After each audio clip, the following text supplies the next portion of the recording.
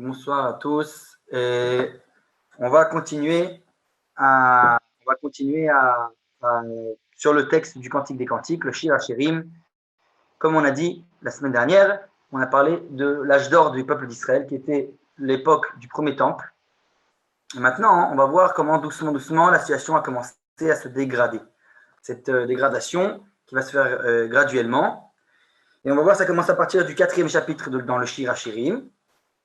Et on va voir comment, dans les versets du Cantique des Cantiques, du Shir HaShirim, la situation se dégrade.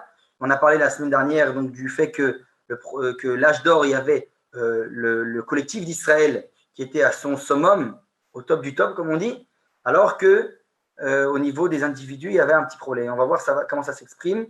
On avait dit que ça s'exprime déjà par les 3 fautes très graves qui étaient la cause de la destruction du premier temple, qui sont le meurtre, l'inceste, les relations incestueuses et l'idolâtrie. Et donc, on voit que ça, c'est au niveau de l'individu. C'est-à-dire que l'homme, en tant qu'individu, était très mauvais, si on peut dire ainsi, alors que le collectif tout entier, l'État, le gouvernement, entre guillemets, le roi Salomon, etc., il y avait une gdusha, la gdusha du klal, qu'on appelle ça en hébreu.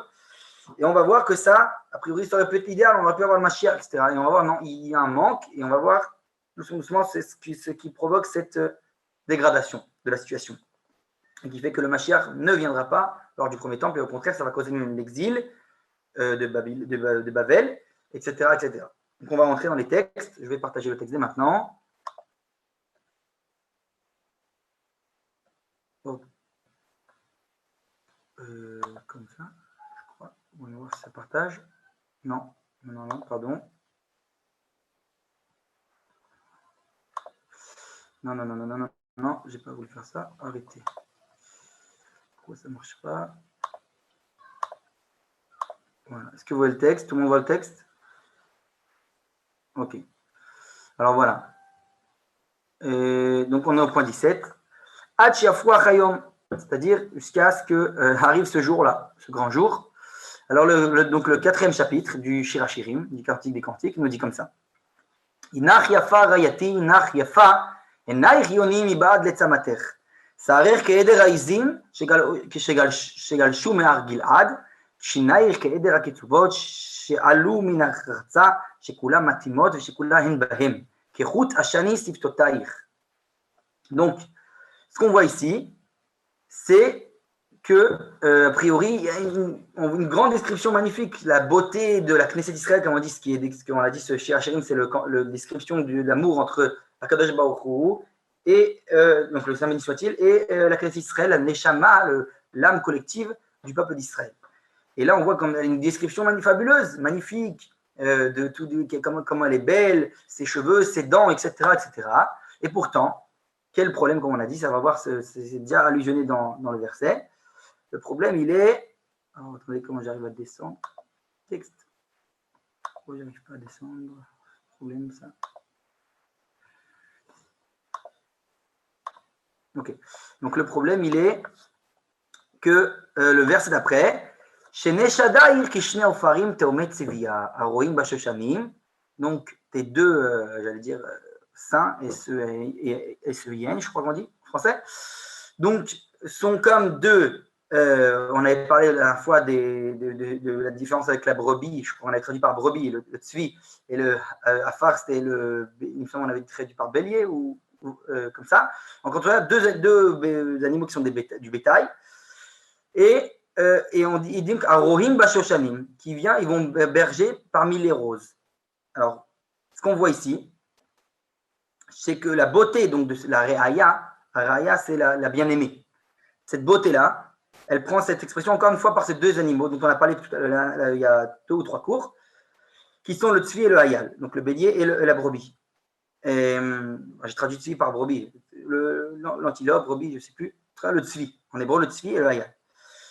Et Amoré qui fait Shamano, donc on prend ça, al-Chisaron afnamat akdusha. On a un manque là dans le fait que d'intérioriser cette gdusha. Cette gdusha, cette sainteté du collectif, il y a un certain manque qui n'est pas intériorisé de partout dans tout le peuple d'Israël. C'est exactement ce que j'ai dit oralement en disant que ça ne vient pas s'exprimer chez l'individu.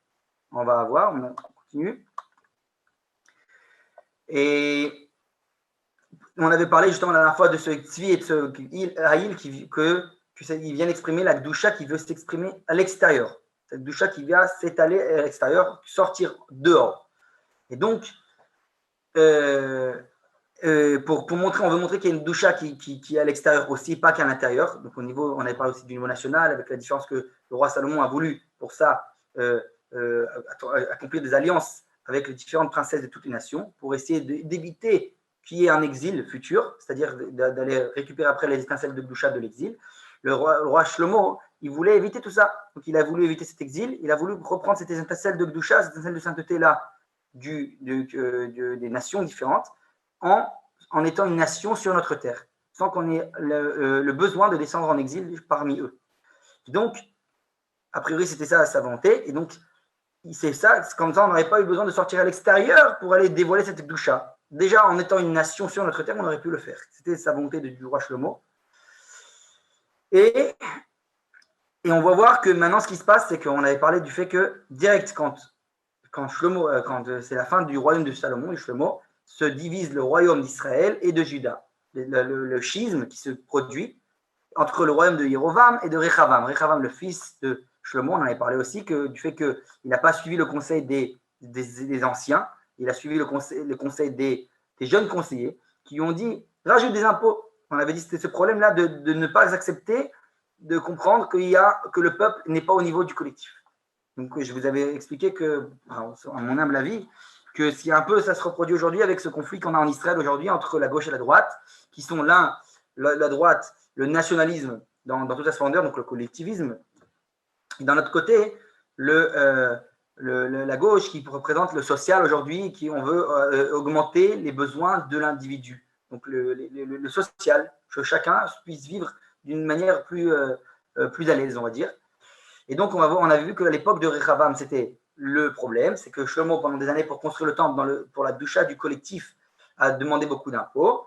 Et à l'époque où Shlomo est parti, c'est le tour de son fils Rechavam de régner. Maintenant, il va falloir que cette doucha, le peuple, ils veulent aussi qu'eux, ils aient leur part de délivrance, si on peut dire ainsi, que la doucha s'exprime dans les individus. Et c'est ce que Rechavam va, par son erreur, va refuser de faire, et au contraire, il va augmenter les impôts, et donc de là, qui va provoquer que quelqu'un comme Yerovam ben Nevat, qui est on va dire, son opposant, va se lever et va créer un nouveau royaume, va diviser le royaume, en fait, donc avec les 2 tribus d'Israël, ce qu'on appelle le royaume d'Israël contre le royaume de Juda.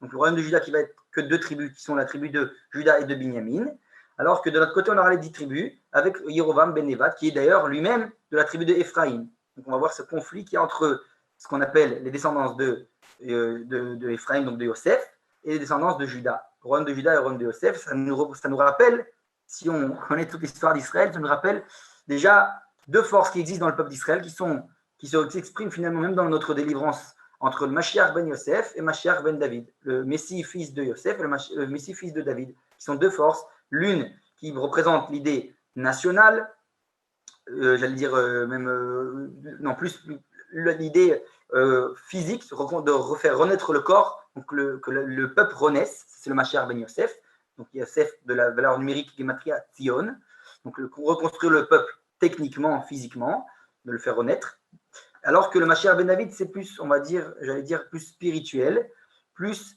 ramené, on va dire, dans l'esprit de la Torah, si on peut dire ainsi, et donc ces 2 forces-là, on en a besoin des 2 pour le peuple d'Israël, pour le faire revivre. Sauf qu'on a dit c'est ce conflit qui existe toujours dans les 12 tribus. Comprendre qu'il y a les fils de Léa et les fils de Rachel, qui sont ces 2 prinas, ces 2 facettes du peuple d'Israël.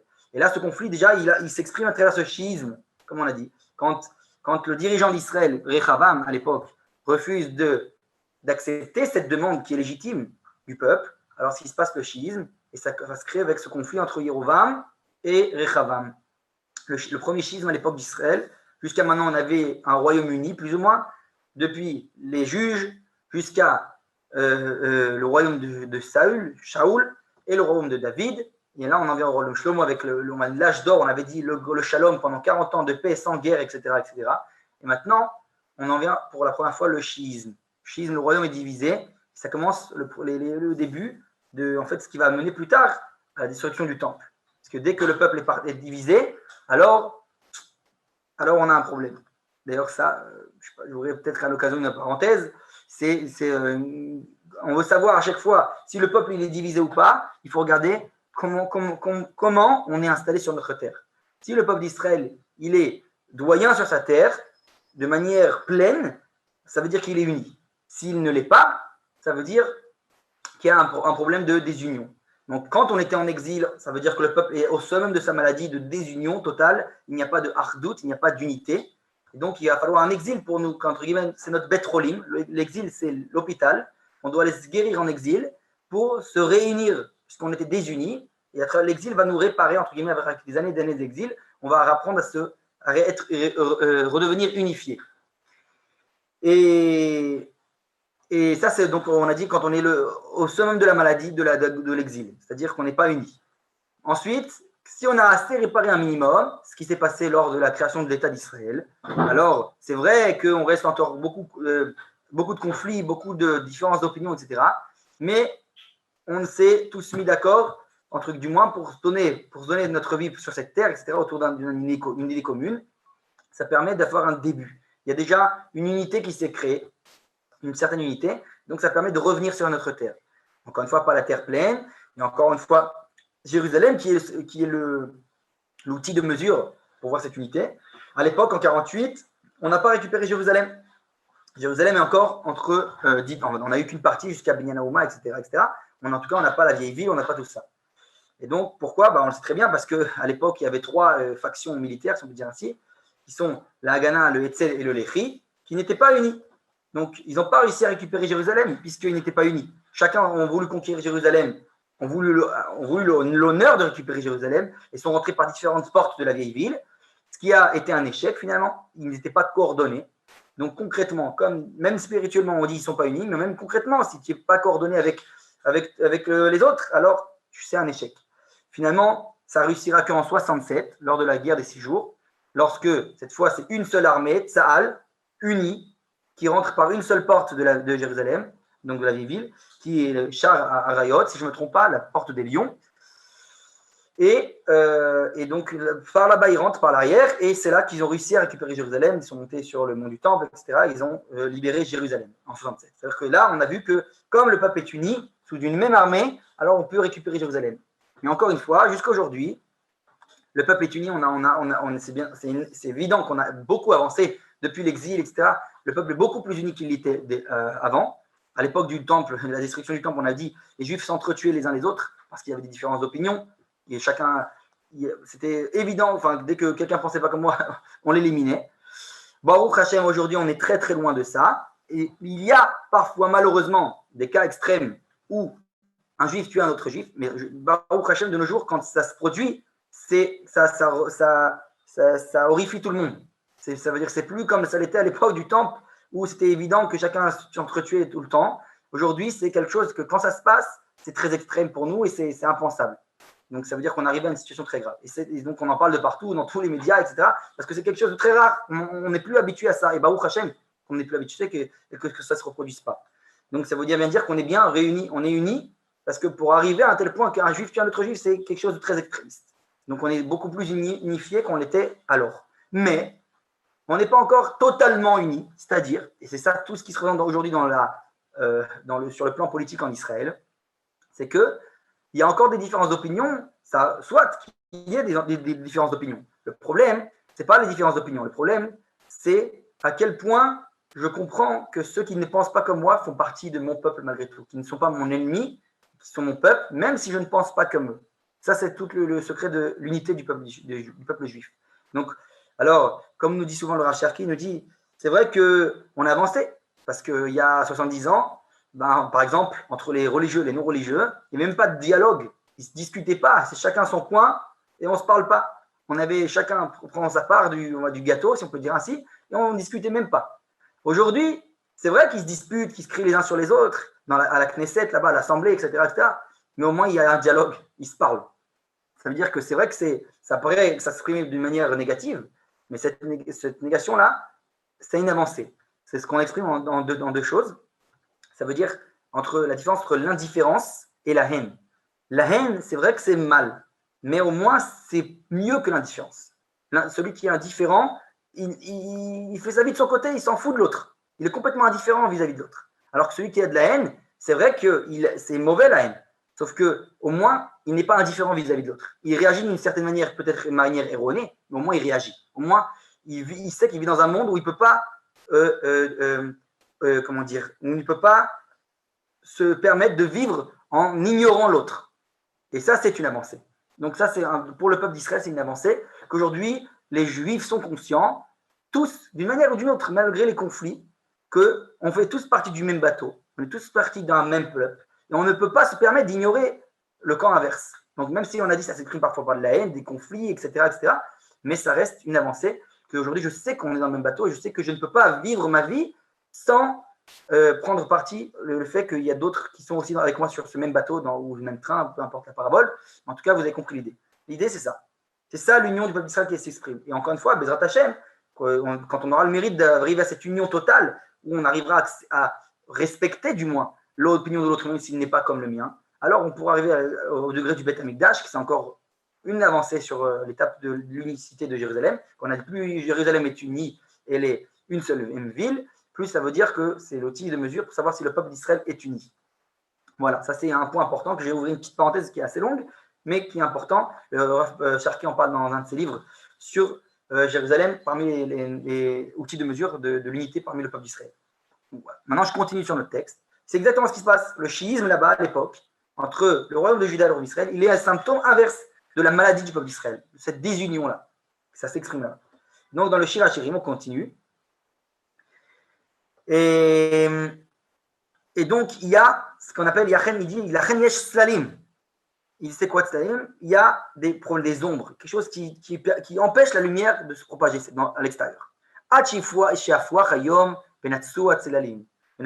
Pardon. Donc, il dit jusqu'à ce que vienne le jour et sont enfuis, c'est le Salim, j'allais dire ces ombres, si on peut traduire comme ça. Il dit alors, Raka, c'est juste là-bas, juste l'or. C'est alors que quoi? Elech li el haramor velo li mamlechet Yerovam ve'el givat alevona. Donc en gros il dit velo le bet eldan. Donc ce que ça veut dire que encore une fois ça s'exprime dans les versets le c'est d'union, c'est-à-dire qu'il n'y aura pas besoin de cette désunion si on prend en compte cette dégradation. C'est-à-dire si on arrive, comme on avait parlé avec Rechavam, s'il prenait en compte avant que ça arrive à l'extrême où on doit faire ce schisme, on aurait pu ne pas n'enriner à travers le fait que je donne l'expression à ceux qui, à la légitimité, la demande légitime qu'avait le peuple. Mais ça ne s'est pas produit. Et donc là, on commence à voir ces ombres, ces ombres qui vont s'exprimer, donc ce schisme. Et il dit Kular yafa rayati ou mumenbar. Et a priori, on voit, on dit, alors comme ça qu'il dit dans le verset, il dit tout entière, tu n'es que beauté, ma bien-aimée, et de défaut, je ne vois pas en toi. Parce que ça, on se voit la face. On a l'impression qu'on se voit la face, qu'on se concentre que sur le collectif. Et ouais, on ne voit pas le manque qu'il y a dans l'individu. Ok. Comment je fais pour... C'est à la page suivante, il y a un problème avec le... Oh non. Je vais enlever le texte, je vais essayer de remettre, excusez-moi. Vraiment, j'ai un problème avec le... Je vais essayer de rouvrir. Excusez-moi. Voilà. Maintenant...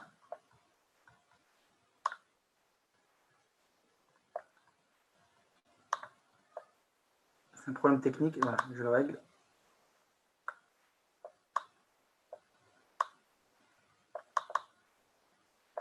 C'est bon. J'y suis. On y est. Maintenant.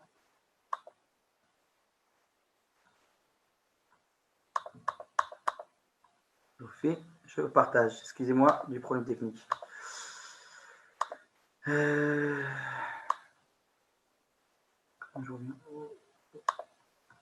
Partager.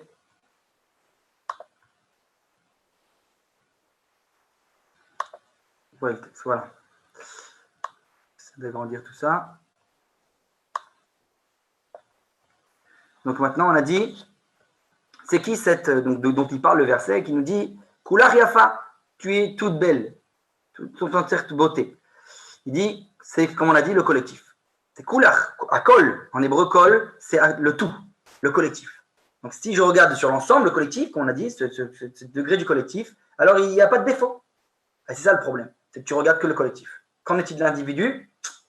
Là, il y a un problème, il y a un manque, il y a un écart entre le collectif et l'individualisme. C'est exactement ça le problème du premier temple. C'est que le premier temple, on a dit, c'est tout du collectivisme, il y a un problème au niveau individualiste. On verra par la suite que le deuxième temple, c'est exactement l'inverse.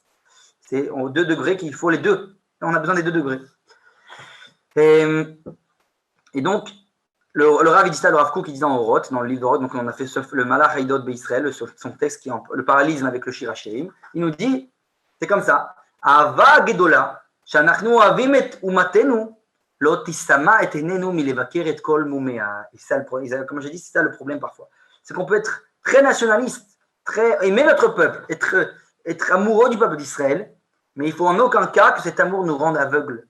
Que c'est pas parce que tu aimes que tu dois faire comme si les défauts n'existaient pas en elle.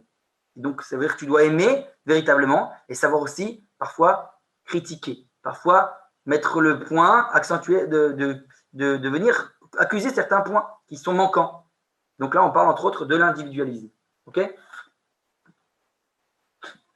Et donc, c'est un point important. Donc il dit, c'est ce que le Rav Kook nous explique, il dit Aval, inenu motsim et atzmiuta, gam acharei abikoret hayoter chofshit, nekiya mikol mum, kulach yafa rayati umum enbach. Il dit, si on était, donc c'est vrai que dans l'ensemble, c'est vrai que quand tu regardes l'ensemble, il n'y a pas de défaut. Mais, ça, l'idéal, c'est quand on a fait la bikoret, comme on dit en hébreu, la critique, si on peut dire ainsi, que j'ai vu et j'explique le point à chaque point. Je viens voir les problèmes qu'il y a à l'intérieur. Bah, dans l'ensemble, je n'oublie jamais cette vision-là du collectif. Puis dis, mais dans l'ensemble, Baruch Hashem, elle n'a pas de défaut. Cette Knesset Israël, cette Neshama, cette âme collective du peuple d'Israël n'a pas de défaut. Ça, c'est dans l'ensemble. C'est-à-dire que ça ne nous empêche pas d'aller rentrer dans les détails. Et dans le premier temps, c'est ça qui manquait. Ce degré-là était manquant. Et donc, je continue dans le texte. Atzorer le tziun shen mum bichlal mofia al reka mume aprat.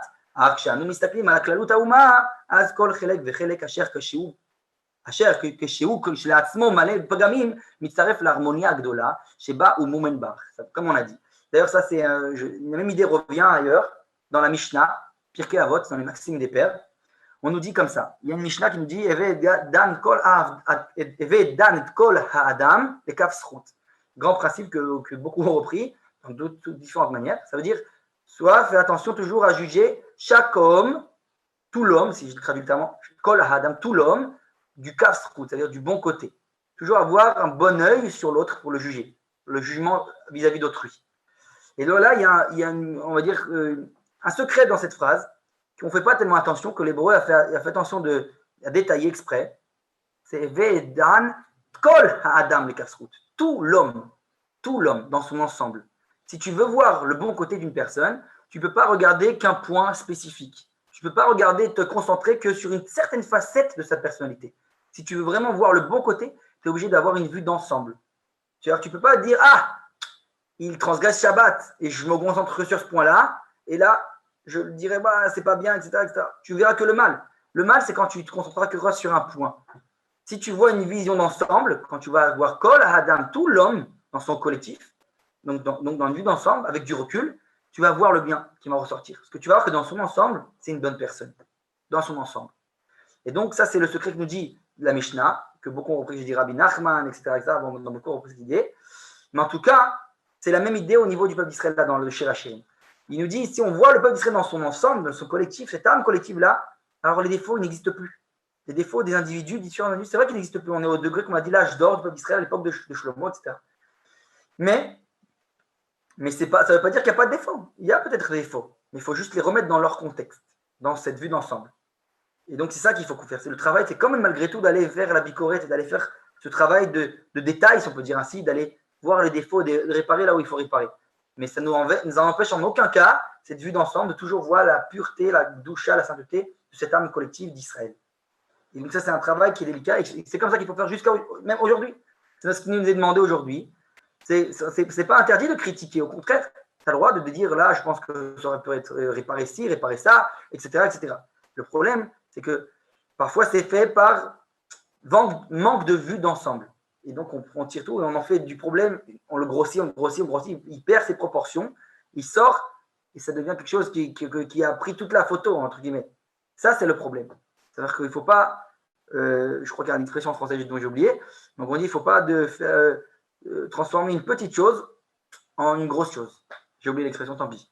En tout cas, c'est une expression qui existe. Et maintenant, on continue.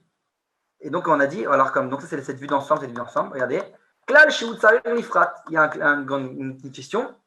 החברה באופן כללי הייתה מתוקנת, והפרטיה היו מקולקלים. האין זה תחת לסתרה? Donc, un peu cette même question qui revient. On dit que c'est vrai que la société dans son ensemble était bien. Il y avait le dévoilement de la Gdusha, la société du roi Salomon. Mais comment on peut dire que parallèlement à ça, les individus, c'est pas du tout ça. C'est très loin de cette perfection-là, de ce dévoilement de Gdusha, etc., etc.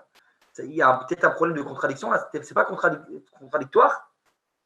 Comment tu peux dire que des citoyens sont complètement immoraux, ils ont des problèmes, alors que la société, elle va bien, tout va bien dans la société?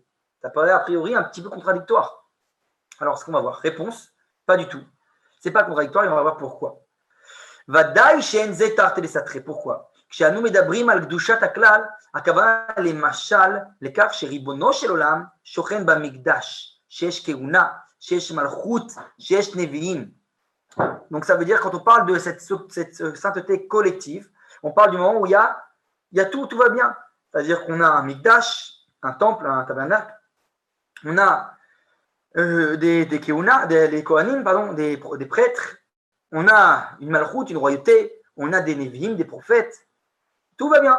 On a tout ce qu'il faut, chacun à sa place, toutes les places du puzzle, si on peut dire ainsi.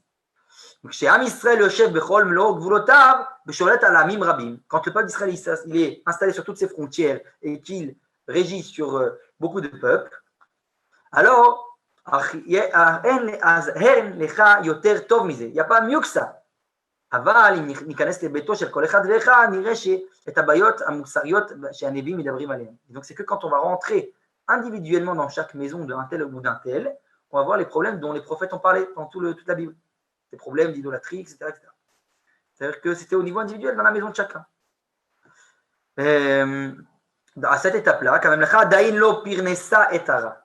ça veut dire que, comme on l'a dit, la première étape, on en a parlé la semaine dernière aussi, qu'à la fin, ça va se dégrader, cette société. Dans un premier temps, ça n'est pas le cas. Dans un premier temps, la société, du niveau collectif, c'est-à-dire que le gouvernement, etc., de l'époque, ce n'est pas elle qui venait on va dire, alimenter ce mal, ces mauvaises mœurs, cette immoralité qu'il y avait au niveau individuel. C'est que par la suite, on va voir que ça va se dégrader aussi dans le collectif. Mais au départ, ce n'était pas le cas. Alors, si la société va bien, a priori, il y a encore un espoir. Il y a un espoir de réparer même l'individu. Mais il dit, le Rav, donc dans Oroth, le Rav Kook, qui nous explique, כאשר כבר התחילו להתרבות החטאים, הם פגעו גם בממלכה עצמה, השלטון הפך להיות בעצמו המקור של הרע, et ça c'est ce qu'on va voir, מנשה מלך יהודה, הופר את עבודת הבעל לפולחן הלאומי, אז כבר לא הייתה ברירה, אלא להחריב את המדינה. Par la suite, ce qui va se passer, c'est qu'à force de tellement d'individus à faire des fautes, ça va se dégrader la société. Comme on a dit, au final, l'individu il a une influence sur la société. Et donc la société aussi va se dégrader, à tel point qu'à l'époque de Ménaché, un des rois, on va dire un des plus mécréants qu'il y avait à l'époque, et c'est à certaines générations, qui a donc un des rois, il va être complètement idolâtre, et à tel point qu'il va comment on dit, il va transformer l'idolâtrie en règle nationale, si on peut dire ainsi. C'est devenu quelque chose d'officiel dans le royaume d'Israël. Donc ça, c'est un problème. On est passé d'un défaut individuel au niveau de la société des individus à un problème qui vient comme si on peut dire comme ça, un cancer qui vient se propager, qui vient toucher le cœur, la société.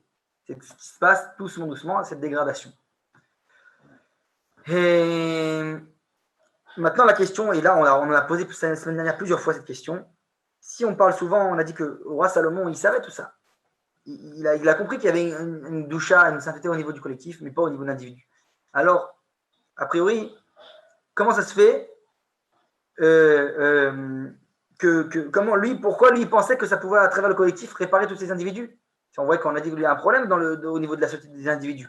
Pourquoi Shlomo, il n'a pas pensé à ça et qu'il n'a pas, entre guillemets, évité ça. Alors il dit, c'était justement quoi le problème qu'il est pas, si on peut dire ça, qu'il n'est pas vu, si je puis me permettre, c'est le problème de savoir qu'il y a des moments dans l'histoire. Kadosh Baruch Hu régit l'histoire, ça on le voit souvent dans la Torah du Rav Kook, que Kadosh Baruch Hu, il y a des moments, c'est pas le moment pour.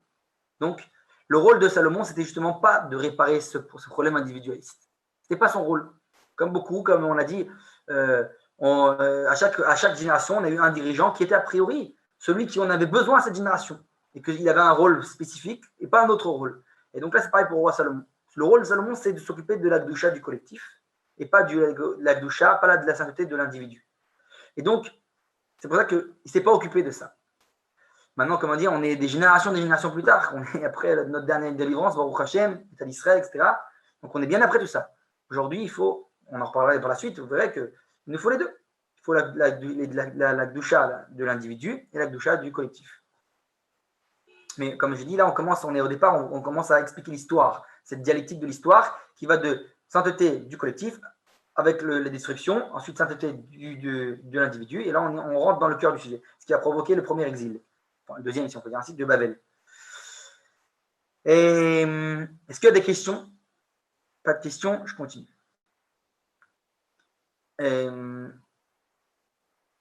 Maintenant, quand on a dit à chaque fois que c'est légitime, certaines questions que nous aujourd'hui on se pose pas et qui sont même illégitimes de se poser, quand eux, alors à l'époque du peuple d'Israël, c'est la première fois dans l'histoire que se pose cette question, elle est légitime. Le problème, c'est quand on repose 2 fois la même question. Là, ça devient illégitime. Comme par exemple ce que le Rav nous dit souvent avec Moshe. Quand Moshe donc, pose la question comment ça se fait tout ce que le tzaddik il souffre autant, etc. Tzaddik Veralo, les sages ils répondent plein de réponses. Quand Kadosh Baruch Hu, il répond une fois, une réponse. Donc cette question elle est légitime quand c'est la première fois de l'histoire qu'on la pose. Quand on la repose une deuxième fois, c'est déjà un problème parce qu'on a déjà reçu une réponse. Donc c'est la même chose avec Salomon. Cette question ne se posait pas à l'époque, c'était la première fois qu'il la posait. Il pensait qu'à travers le collectif, on n'aurait pas besoin de réparer l'individu. C'était légitime. Parce qu'encore une fois, c'est facile à nous d'en tirer certaines conclusions de l'histoire parce qu'on est bien après toute l'histoire. Et donc ça, c'est par exemple, je donne un autre exemple, la même chose, par exemple, le fameux conflit entre si on peut dire le mouvement sioniste et le conflit avec les mouvements antisionistes qui se sont opposés à l'époque. Alors cette question était légitime tant que l'État ne s'est pas créé. Alors, tant que l'État ne s'est pas créé, tu peux dire, ok, légitime, il y a une discorde, on ne sait pas comment l'histoire va se dérouler, on ne sait pas qu'il va y avoir une Shoah, etc., etc. On ne sait pas tout ça, on n'en sait rien en fait. Et donc c'est légitime, il y a certaines opinions. Chacun pense que l'histoire va se dérouler comme ça, alors il pense que c'est plus le moment de dérouler l'histoire de telle ou telle manière. Alors on peut dire, ok, c'est une machloket, une discorde, une divergence d'opinion. Mais le problème, c'est quand l'histoire se déroule d'une certaine manière, et que cette fois, l'histoire nous force la main, et là, et quand tu vois que le sionisme a réussi, et qu'on continue de dire l'inverse, ça commence à être plus problématique. Ça veut dire que c'est plus, j'allais dire peut-être fermer les yeux à ce que l'histoire nous montre, à ce que la providence divine nous montre à travers l'histoire. Ça, c'est un peu toute la Torah du Rav Kook. C'est comprendre que des fois, parfois, les événements historiques viennent nous apporter un élément, enfin, un dévoilement du divin. Que Kadosh Baruch Hu se dévoile à travers nous dans l'histoire. Ok? Donc c'est pour ça qu'il faut connaître l'histoire pour pouvoir voir ces différents dévoilements. Maintenant, on continue. Et là, on va commencer à rentrer dans l'exil. Maintenant, on va rentrer dans le 5e chapitre du Cantique des Cantiques. Et on commence à être en plein dans l'exil. Comme on a dit, c'est un problème. Le peuple est malade d'une certaine manière, au niveau individuel. Et donc, il faut une guérison à cette maladie.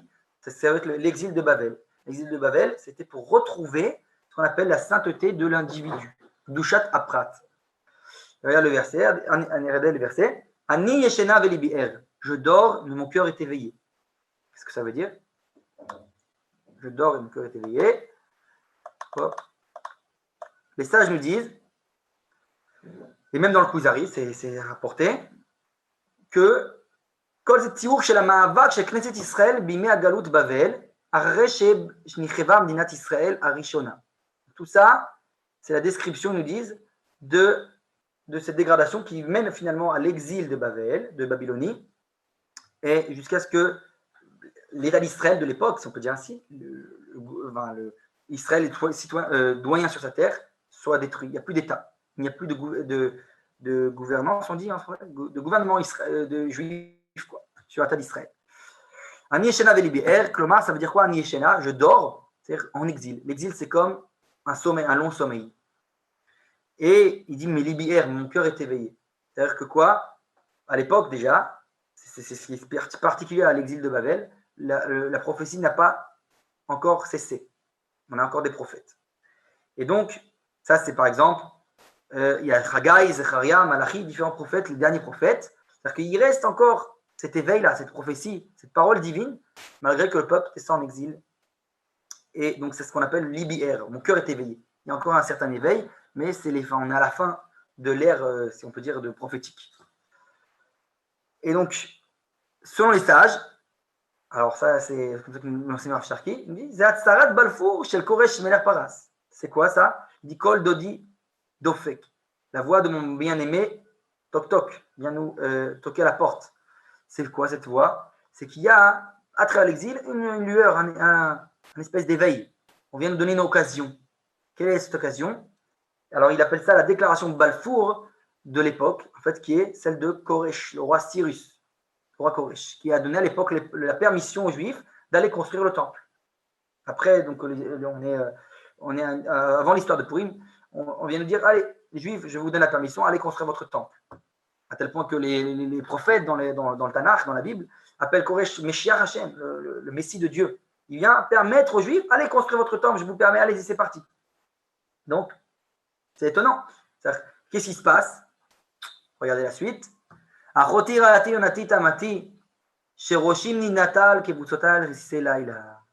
Donc en fait, il est venu le temps, il nous donne une occasion. Allez, reconstruire votre temple. 70 ans, après ils sont écoulés. Il est temps.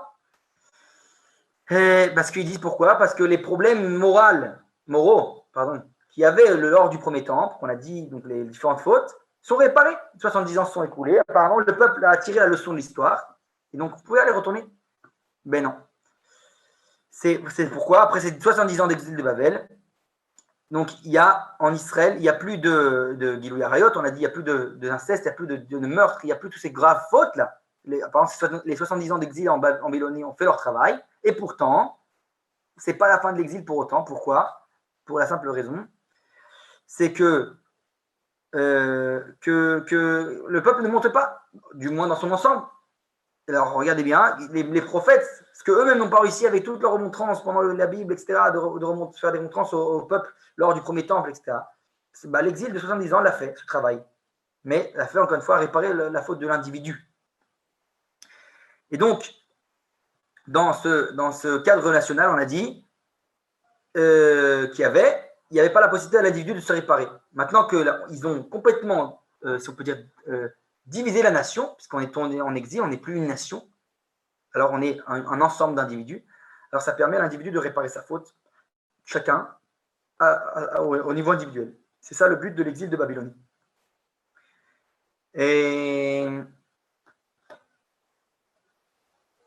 Ok, et donc c'est ce qui va se faire pendant 70 ans d'exil, mais le peuple ne va pas monter. Et après, on sait toute l'histoire de Purim, qui aurait une possibilité d'échec. Donc regardez bien, je continue.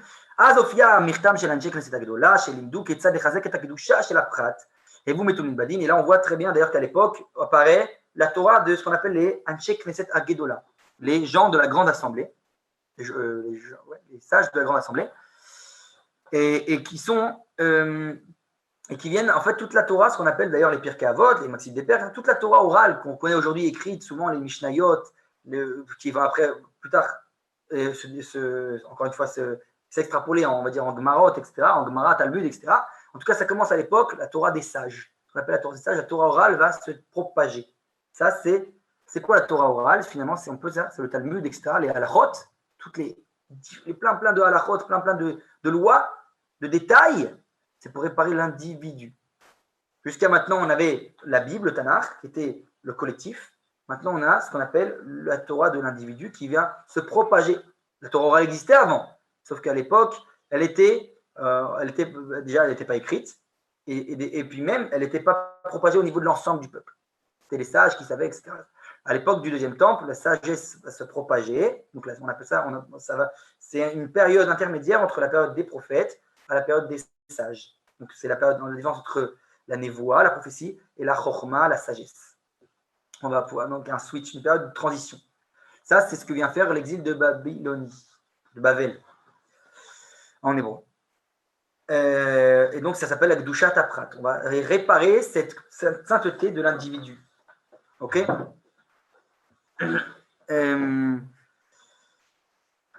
Et donc, ça vient de la fameuse phrase que les sages ont dit, Racham adif minavi, que le sage vaut mieux que le prophète. Quand on est en état d'exil, oui, c'est-à-dire ce que le prophète n'a pas réussi à faire avec toutes ses remontrances, la prophétie elle-même, alors le sage va réussir à faire, à travers son travail sur soi individuel, au niveau de la Torah, des différentes lois, etc. Mais pourtant, il y a quand même un problème dans cette doucha du Prat. Comme on a dit, cette dialectique de l'histoire, on va d'un extrême à un autre pour arriver à la synthèse. Thèse, antithèse, synthèse. La thèse, c'est la sainteté du collectif. L'antithèse, sainteté de l'individu. Et donc, il va y avoir une synthèse, parce qu'il y a un manque là-bas dans l'autre extrême. Quand on devient trop individualiste, quel en vient le problème? Parfois, on est déconnecté du collectivisme. Et on oublie, en exil de Babel, qu'on est une nation. C'est ça le problème. C'est ça qui fait que l'exil va durer. Que les Juifs ne vont pas monter. On s'habitue à l'exil. On devient une communauté juive. On s'habitue et du coup, on ne monte pas. On a oublié qu'on est une nation sainte. Ce n'est pas un ensemble d'individus saints. Et donc, ce qui se passe, c'est que ça va au détriment de cela. Au final, on a un manque. Encore une fois, au final, on va, oui, arriver à la synthèse, mais c'est toute la dialectique de l'histoire qui va nous apprendre cette synthèse.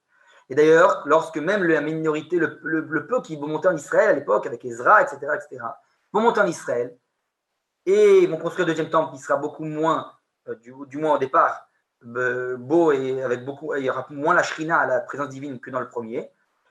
Pourquoi? Parce qu'on est dans la réparation de l'individu, mais la nation, elle n'est pas encore montée dans son ensemble. Donc la shrina n'est pas totalement revenue. Et c'est ça qui va provoquer la destruction du deuxième temple, on va le voir. C'est la sinatrina. On sait tous, les sages ont dit, la haine gratuite. Quand on se détache de notre collectif, alors encore une fois, on est trop dans l'individualisme et alors parfois on oublie l'autre. Comme je vous ai dit. C'est ça les réparations qu'on doit faire aujourd'hui. On doit apprendre les leçons de destruction des deux temples. Le premier, la sainteté du collectivisme. Le deuxième, la sainteté de l'individualisme. Et donc leur défaut, c'est l'un manque de collectivisme, l'autre manque d'individualisme. Et donc il faut les deux. Et donc c'est quoi la doucha du Prat? Le problème, on a dit ça provoque de la haine parfois, parce que tu es détaché du collectif. Donc tu vois trop en quoi toi tu es différent de l'autre, et tu n'arrives pas à voir quel est le point commun. Et donc, ça s'appelle la provoque la sinatrina, la haine gratuite qui va provoquer la destruction du deuxième temple. Et donc ça veut dire chacun est tzaddik au niveau individuel. C'est des tzaddikim, des justes. Mais au niveau individuel, vis-à-vis de l'autre, il y a un problème. C'est-à-dire, si on peut exprimer ça d'une autre manière, par exemple, il y a ce qu'on appelle Ben Adam la Makom, Ben Adam la Chavero. Il y a les lois, les mitzvot qui sont liées vis-à-vis d'Akadosh Baruch Hu, moi et Akadosh Baruch Hu. C'est ça au niveau individuel, je suis un grand tzaddik. Mais il y a les mitzvot qui sont Ben Adam la Chavero, entre l'homme et son prochain. Et là, on a un problème. Ok? Et donc, vous avez compris la dialectique dont on a parlé. Baïk Rishon, on a dit, la sainteté et le collectivisme, mais il manque de l'individualisme. Et le deuxième temple, l'inverse. Et donc, c'est pour ça qu'il va y avoir un schisme à l'époque du deuxième temple, qui est entre ce qu'on appelle, alors je vais essayer de traduire en français, en hébreu, c'est entre les tzedokim et les prouchim. Je crois qu'en français, on traduit entre les pharisiens et les sadducéens. Alors, les sadducéens sont ceux, justement, qui vont essayer graduellement d'ôter la Torah orale, de délivrer la Torah des sages. Alors que les pharisiens sont ceux qui suivent la Torah des sages en toute leur splendeur, donc qui disent on ne bouge pas ni à droite de ce que les sages nous ont dit. Une certaine petite coûte.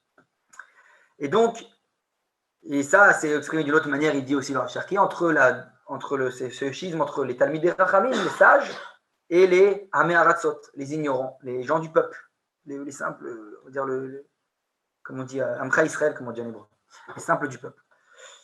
Et encore une fois, ça s'exprime aussi dans notre marloquette, entre par exemple, plusieurs exemples de marloquette qu'on a dit, Bet Hillel, Bet Shammai, les élèves de la maison de Hillel, les élèves de la maison de Shammai, une autre marloquette, Rabbi Yoshua, Rabbi Eliezer, toutes les marloquettes, toutes les différentes opinions, les marloquettes qui apparaissent dans le Talmud.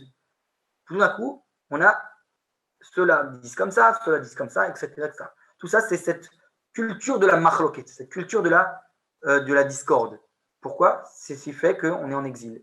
Quand on est en exil, tout d'un coup, il y a un certain schisme. D'ailleurs, le Shulchan Aruch, si je me souviens bien, tranche dans la halakha que c'est quelque chose de mauvais, a priori, la discorde. Même si on va voir que finalement, la providence agit même à travers la discorde pour apparaître, pour se dévoiler, etc. Mais dans un premier temps, à un autre degré, c'est quelque chose de mauvais, la discorde. C'est la division. Et donc, ça s'appelle la sénatrina. Par exemple, après, ça va s'exprimer entre Orkenos et Aristobulus, jusque dans les dernières générations de l'exil, du long exil dont on a subi pendant 2000 ans, entre par exemple les Chassidim et les Mitnagdim, ce qu'on appelle les élèves du Baal Shem Tov et les élèves du Gaon de Vilna, le Gras. Donc, encore une fois, beaucoup de discorde, beaucoup de factions. Et tout ça, au nom de quoi? Comme on a dit, au nom du Kodesh. Chacun vient, on va dire, au nom du Kodesh, dévoiler la sainteté. Chacun vient dire, je suis celui qui a raison, et je suis celui qui a raison. Tout ça, ces différentes machlokot. Et donc, ça provoque beaucoup de mauvaises choses, qui sont très graves. On a dit qui divisent le peuple. Et particulièrement au niveau de l'âme juive, elle est divisée. C'est plus. On a un problème. Et donc, finalement, ça va provoquer, on a dit, la perte de cette sensation de collectif. Ça, c'est exactement la maladie de l'exil. C'est-à-dire que oui, on a dit que l'exil, c'est une réparation, c'est une guérison. Mais comme on a dit, d'ailleurs, comme il dit le Rambam, il dit quand on veut guérir quelqu'un, on est obligé parfois de donner un médicament qui, pour un homme sain et saïen, aurait été très négatif, qui nuit à sa santé. Mais par contre, pour l'homme malade, ça vient va l'équilibrer sur notre extrême. Donc, c'est pareil.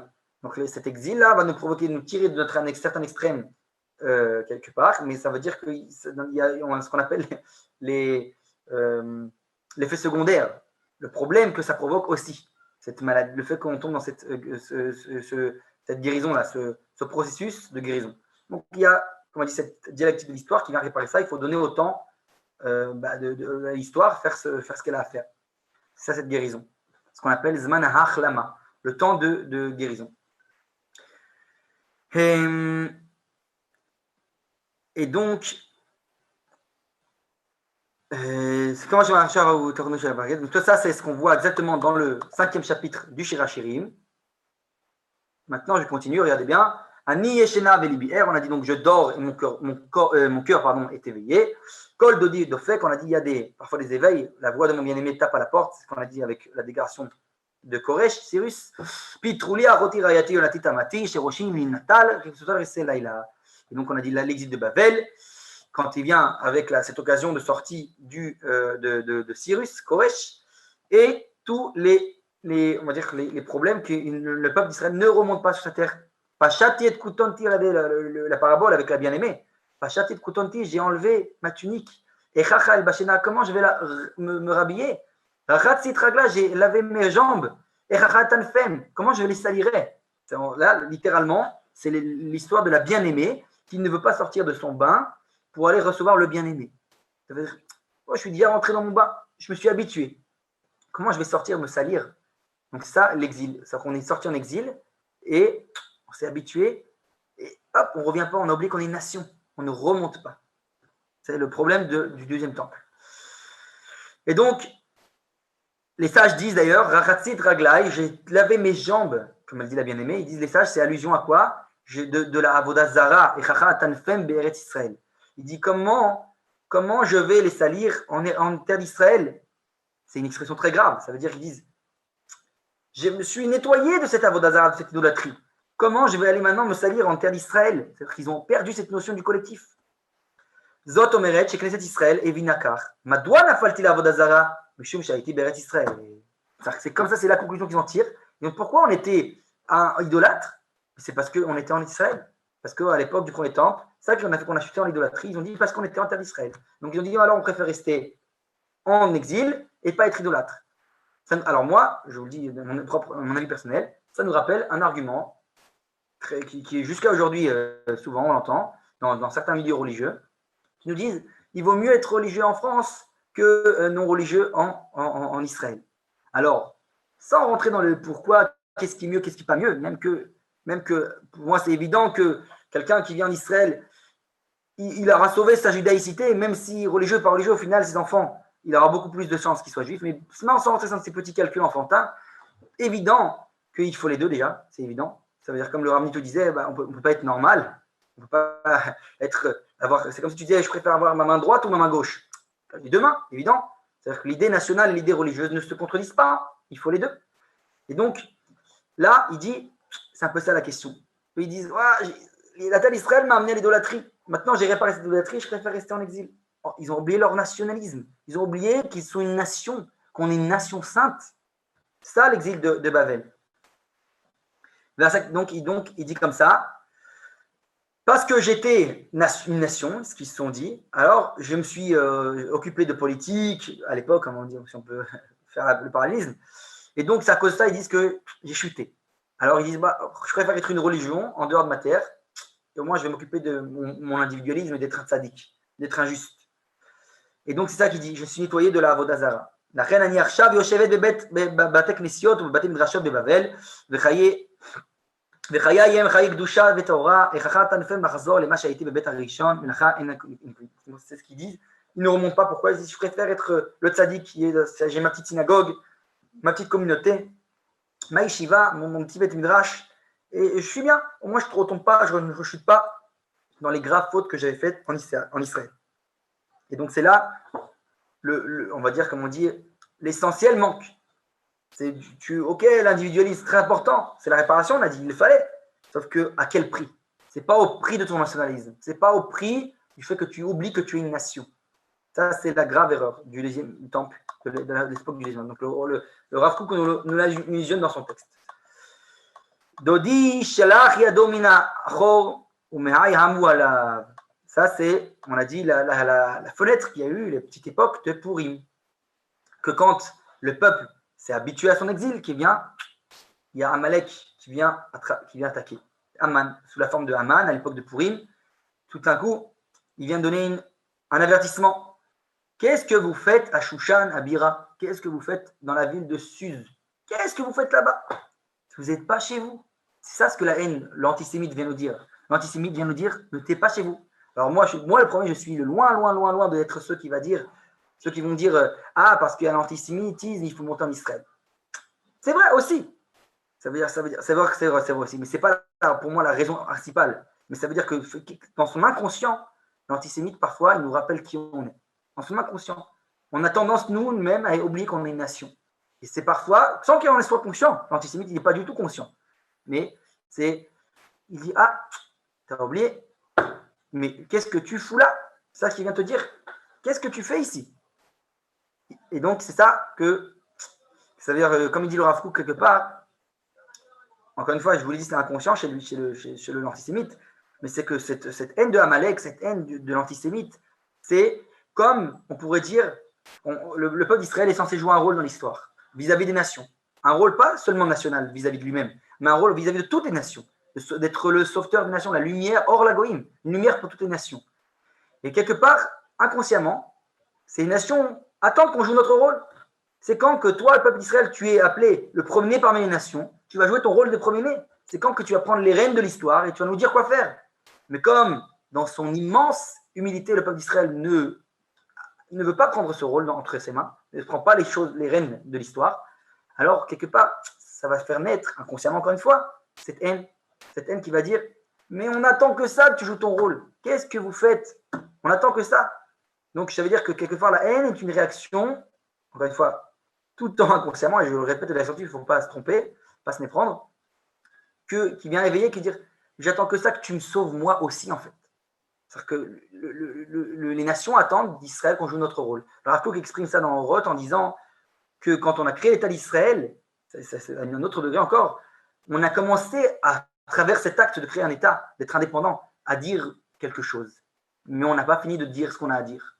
Et comme le peuple d'Israël a tendance à pas dire ce qu'il a à dire, les nations attendent Ils sont tout oui. Attendent. Qu'est-ce que ce peuple qui est revenu après 2000 ans d'exil a à nous dire? Et ils attendent, et on ne dit rien. C'est ce que le Rav Kook écrit. Il dit qu'on attend cette parole qui va se dévoiler doucement à travers l'histoire de l'État d'Israël. Cette délivrance-là. Cette délivrance va être le dévoilement de cette parole que le monde entier attend qu'Israël sorte de sa bouche. C'est-à-dire, soit l'ambassadeur d'Akadosh Baruch Hu sur terre. C'est le rôle du peuple d'Israël. D'être hors la goïm, une lumière pour les nations. Et c'est là d'ailleurs que la bénédiction d'Abraham se réalisera. Venivreru becha, kol mishpechot adama. Seront bénis par toi toutes les familles de la terre. Par toi, par cette nation-là. À travers cette nation, ce nationalisme, se dévoilera l'universalisme. Ça, on en a parlé beaucoup dans mes cours précédents aussi. Et donc, il faut comprendre que c'est la même idée ici. Et donc, Pitri, Patarti ani vedodi chamak avar, comme on dit, ces occasions manquées avec Purim. Et ça, c'est le fait qu'on tarde en exil. Metsaouni hashomrim asovim ba'ir, ikuni metsaouni nasu et redide ma'alai shomrei hachomot. Et donc, on n'arrive pas à arriver à cette perfection tant qu'on est dans l'individualisme, n'est pas réparé, on n'arrive pas au terme de cet exil. Ishbati etrem benot Yerushalayim im timtsu et dodi mata gidulo. Je vous ai fait jurer, fille de Jérusalem, si vous trouvez mon bien-aimé, qu'est-ce que vous lui diriez? Alors, qu'est-ce qu'on lui dira? Hop, je remonte. Hop, pardon. Donc, il dit Shecholat Hava'ani. Qu'est-ce que vous lui diriez? Shecholat Hava'ani. Que je suis malade d'amour. Malade d'amour. On en a parlé, il me semble, quand on a dit que malade d'amour, c'est une chose a priori pas positive. Être malade, c'est pas positif. C'est malatif. C'est une relation maladive, c'est négatif. Et donc, on voit Shuva Avat Hashem Yahava Cholanit. C'est un amour maladif. Donc, comme à l'époque du premier temple, pareil au deuxième temple, mais cette fois pour d'autres raisons. L'un collectif, l'autre individuel, comme on a parlé, la dialectique. Et donc, finalement, Dodi, Chama, Kavar, Mikan, Shelo, Shtarta, Shrina, Vaichini, c'est pour ça que la nation n'est pas revenue dans son entité, dans son ensemble, alors la Shrina, la présence divine, ne peut pas revenir non plus. C'est pour ça que dans le deuxième temple, il n'y avait pas la présence divine, la Shrina. Ce que les sages nous disent. À cause de ces raisons-là. Et donc, ça veut dire qu'il y a un manquement.